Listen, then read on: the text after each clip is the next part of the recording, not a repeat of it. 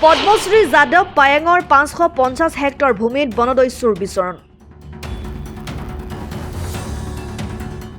বনাঞ্চলৰ 14 জোপাকৈ শিমলু গছ কাটি লৈ গ'ল বনদস্যুৱে। দুখত ভাগি পৰা যাদৱ পায়েঙে বিচাৰিলে বনদস্যুৰ কঠোৰ শাস্তি। মোলাই কাঠনি বনদস্যুৰ কবলত পৰাৰ কথা ইতিমধ্যে অৰণ্য মানৱ যাদৱ পায়েঙে বিভাগীয় বিষয়াক ফোনযোগে অৱগত কৰিছে। মই ফৰেষ্ট ডিপাৰ্টমেণ্টক জনাইছোঁ সকলোকে যোৰহাট মাজুলী আৰু মই আছে সেই বনদস্যুহঁত তেখেতসকল অকল গছ কটাই নহয়, অন্য গড় হত্যা কৰিবলৈও আহিব পাৰে। সেইটো গড় আছেই, হাতী আছে, বাঘ আছে। সেইকাৰণে বনদস্যুক কৰায়ত্ব কৰি শাস্তিমূলক ব্যৱস্থা দিয়ক আৰু আজিৰ পৰা যাতে সেইবোৰ গছ গছনি কটা নহয় সেইটো নিৰীক্ষণ কৰক বন বিভাগে আৰু প্ৰশাসনে এইটো জোৰ দি পেলাই ফৰেষ্টখন সংৰক্ষণৰ ব্যৱস্থা কৰক বুলি মই ভাবোঁ।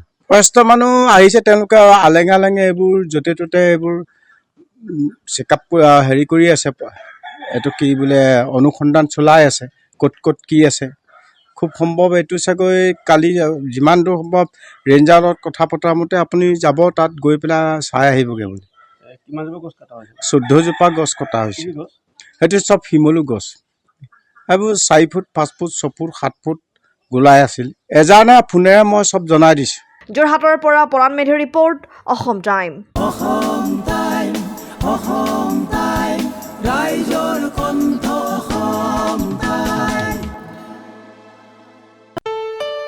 ঘৰত আনন্দ আৰু সম্পৰ্কৰ চমক বজাই ৰাখিবলৈ জৰুৰী হৈছে সকলো আনন্দময় মুহূৰ্তত মৰমৰ উপহাৰ দিয়াটো।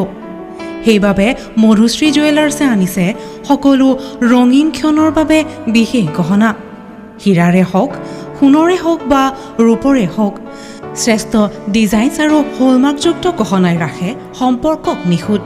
তেনেহ'লে আজিয়ে আনক আনন্দ মধুশ্ৰী জুৱেলাৰ্ছৰ সৈতে। যোগাযোগ কৰক 7002800341 নাইবা ভিজিট কৰক LNB ৰোড, নলবাৰী, অসম।